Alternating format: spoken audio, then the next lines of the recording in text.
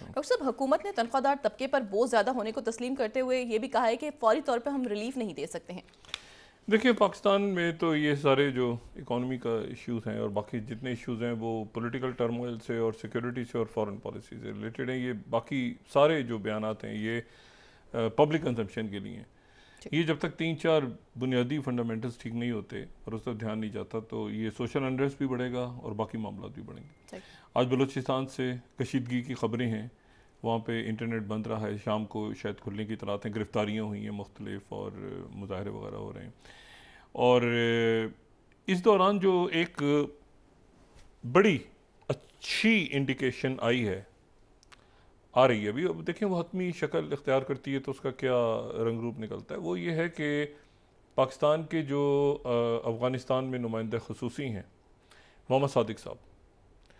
अच्छा, मोहम्मद सादिक साहब जो हैं ये यानी बड़े experienced, one of the very few experienced diplomats होते हैं ना, कैरियर डिप्लोमेट्स, ठीक है ना, बड़े ठंडे मिजाज के और बहुत जहाँ पर जिस अंदाज में बात करें वो पाकिस्तान के नुमाइंदे खसूसी अफ़गानिस्तान के जो हैं वो अफ़गानिस्तान में हैं। और ये काफ़ी आप समझ लें कि हफ्तों या महीनों के बाद उनका अफ़गानिस्तान का दौरा है और वहाँ पे उनकी आला हुकाम से मुलाकात हो रही है, सीनियर उनके जो काउंटर पार्ट्स हैं और बाकी जो लोग हैं वहाँ पे उनके जो हुकाम हैं। और इतलात जो है वो ये हैं कि पाकिस्तान और अफ़गानिस्तान के दरमियान काफ़ी गलत फहमियाँ दूर होने की उम्मीद है। इस बात की उम्मीद है कि काफ़ी गलत फहमियाँ जो हालिया दिनों में या हालिया महीनों में पेश आई, उसकी 3-4 वजूहत जो हैं वो बड़ी बुनियादी नहीं है उन कशीदगियों की, जिनमें से एक तो ये रही है कि जो अफ़गानिस्तान की जो सरजमीन है वो पाकिस्तान के ख़िलाफ़ इस्तेमाल होती रही है, ये बुनियादी। दूसरी बात यह है कि जो अमेरिकन असला छोड़ गए या नेटो फोर्सेस यहाँ से असला छोड़ के चली गई, उनका क्या बनेगा। ये दो पाकिस्तान के बुनियादी तौर पे मामलात हैं कि वहाँ से उनकी सॉइल, सबसे बुनियादी तो ये कि वहाँ की सॉइल पाकिस्तान के लिए इस्तेमाल हो रही है, तो ये इशू भी वहाँ पे उठा है और यकीनन ये एड्रेस होगा। और ये इससे पहले जब ये तुर्खम बॉर्डर पे खुला है तो ये तलखियाँ बहुत ज़्यादा अफ़गानिस्तान के साथ बढ़ गई थी, उन तलखियों में कमी भी आ रही है। ये जहन में रहे कि ज़रब खलीलज़ाद अभी वहाँ से होके गए और उनके साथ एडम बॉलर थे। ये एडम बॉलर वही हैं जो कि हमास के डेलीगेशन के साथ मिले थे खामोशी से, जिससे नेतन्याहू लाइल थे। तो अफ़गानिस्तान का जो ज़ल्मे ने दौरा किया है ज़रब खलीलज़ाद ने, उनके साथ एडम बॉलर थे। एडम बॉलर ये यरगमालियों के हवाले से, होस्टेजेस के हवाले से ये इनका एक रोल है, ये प्रेसिडेंट ट्रंप के एडमिनिस्ट्रेशन में जो है उनके साथ होते हैं।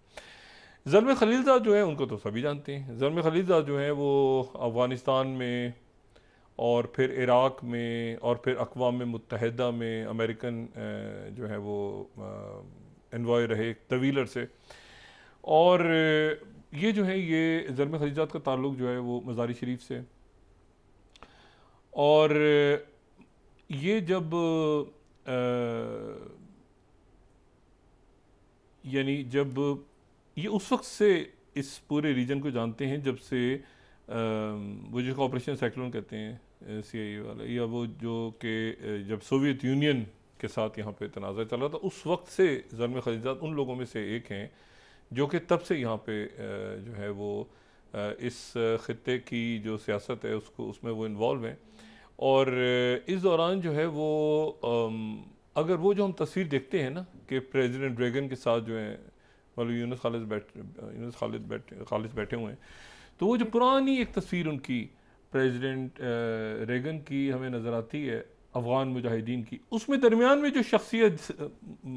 जो तर्जुमा जो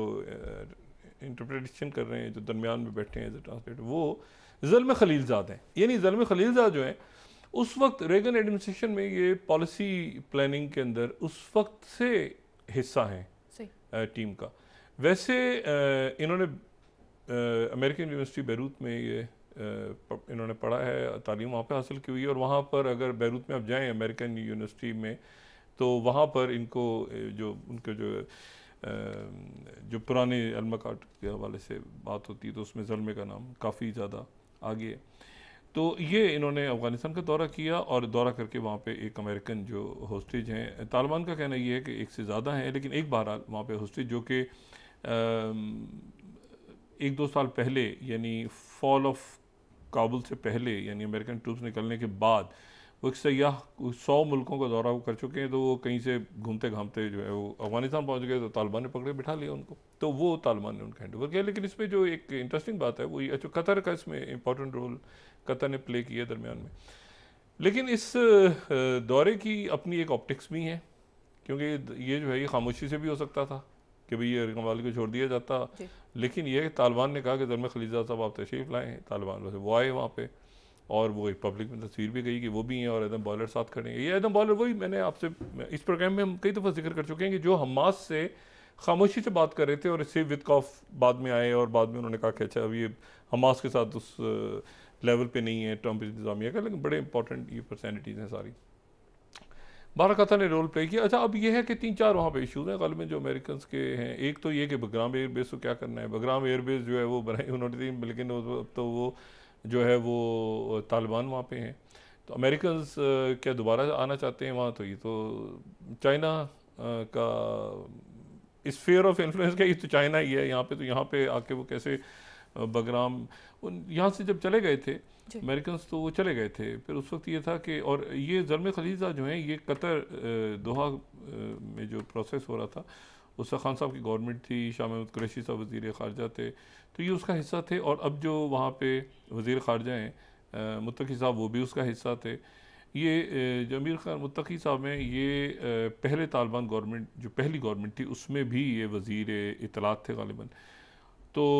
और ये इस तमाम अरसे में इनकी ज़ल्मे से मुलाकातें भी होती रहीं और ज़ल्मे जो हैं वो दोबारा वहाँ पे गए तो उन्होंने इस्तकबाल किया। लेकिन सवाल ये कि इसका क्या बनेगा और असलहे का क्या बनेगा, जो अमेरिकन छोड़ के चले गए तो उस पर बात हो रही है। लेकिन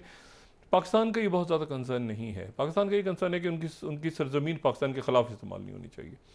तो ये कंसर्न्स दूर होने चाहिए। बाकी ये रीजन जो है, इस रीजन में अमेरिकन तालिबान क्या बात करते हैं उनके साथ, ये वो अमेरिकन जाने, बगराम एयरबेस पे और चाइना जाने और रशिया जाने। बगराम एयरबेस से हमारा तो कोई ताल्लुक नहीं है पाकिस्तान का, बनता भी नहीं है, हमें हमारा क्या ताल्लुक है बगराम एयरबेस से। और हाँ हमारा ताल्लुक इस बात से ज़रूर है कि वहाँ पे छोड़ा हुआ असला अमेरिका का जो है, अच्छा वो जाने और तालिबान जाने और चाइना जाने और बाकी खित्ते के मुल्क जाने, लेकिन पाकिस्तान के अगेंस्ट यूज़ नहीं होना चाहिए। मेरा ख्याल है ये हमारे कंसर्न है बेसिक। तो ये है कि इस पे ये जो सफारती आज बातचीत हो रही है ये बहुत मुस्बत इशारे अभी तक आ रहे हैं। वहाँ पे जो मोहम्मद सादिक साहब, एक तो ख़ुद उनकी पर्सनैलिटी बहुत काबिल कबूल है और बड़ी इज़्ज़त इनकी सब करते हैं वहाँ पे। और जो बात है कि तालिबान के भी जो गिले शिकवे हैं, उनके गिले शिकवे ज़्यादा हमारे गिले शिकवे हैं, और हमारे गिले शिकवे तो देखिए ख़त्म हो जाते हैं उस वक्त। ये वो पहले ही दिन से प्रिंसिपल पॉलिसी पाकिस्तान की रही है कि पाकिस्तान जो है वो हर तरह से मदद करने को तैयार है, अफगानिस्तान की बहुत मदद करने को तैयार है, कर भी रहे हैं। यानी ऐसा तो नहीं है, लैंडलॉक मुल्क है, हमारे भाई हैं अफगानिस्तान में रहने वाले लोग और हमारे पड़ोसी हैं, हमारे भाई हैं। लेकिन इशू ये कि 4-5 मामले तो हल होना। एक तो एक उनकी सॉइल इस्तेमाल ना हो पाकिस्तान के अगेंस्ट, ये तो कोई ऐसी बात है नहीं कि जो हम कहेंगे भाई इसमें कोई बात है जो गलत बात है।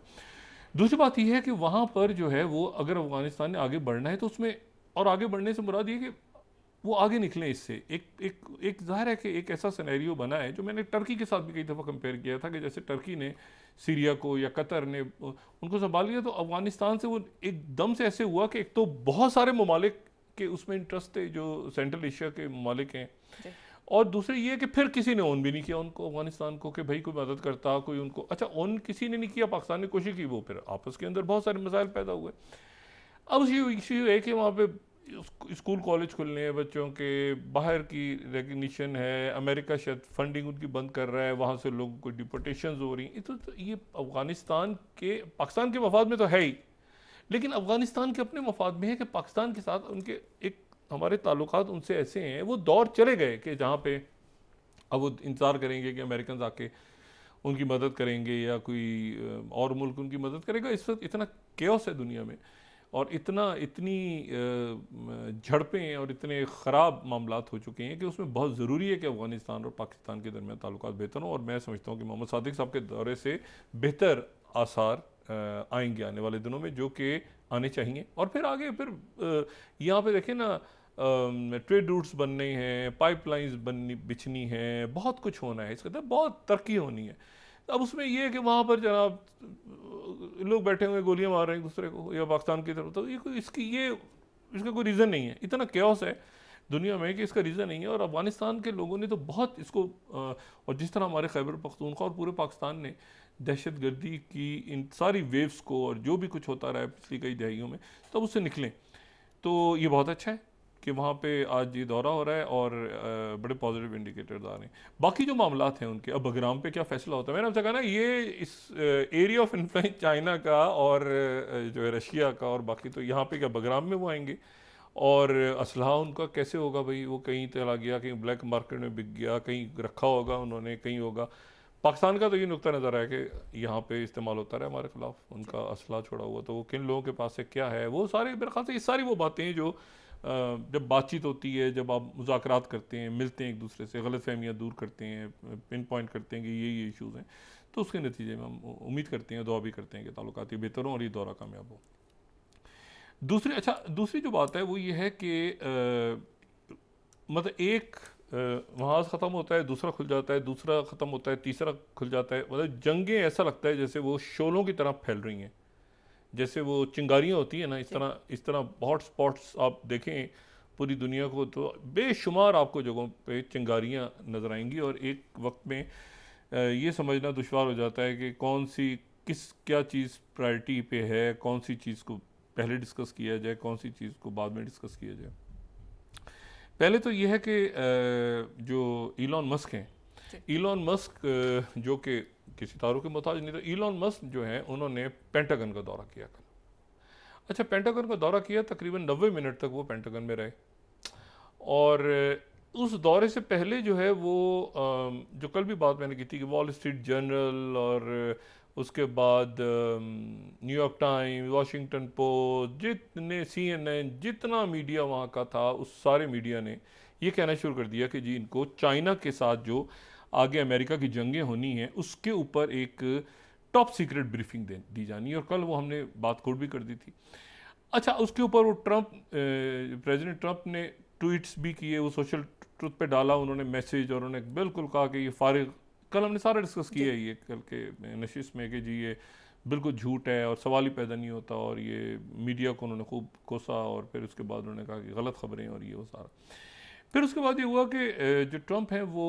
उन्होंने कोई 90 मिनट का दौरा किया। ये ट्रंप का दूसरा दौरा है पेंटागन का, इससे पहले 2016 में भी वो कर चुके हैं जब ऐश कार्टर होते थे वहाँ पे जी। ऐश कार्टर जो है वैसे जो फॉर्मर डिफेंस सेक्रेटरी हैं, बाद में वो अपनी सीट पे नहीं थे तो उनसे कुछ पढ़ने का मौका भी मुझे मिला। मेरे वो एक तरह से आप समझ लें कि वो जब हार्वर्ड में वो आए तो उसके बाद इत्तेफाक से उस वक्त वहीं पे उनसे गपशप ही रही ऐश कार्टर साहब से।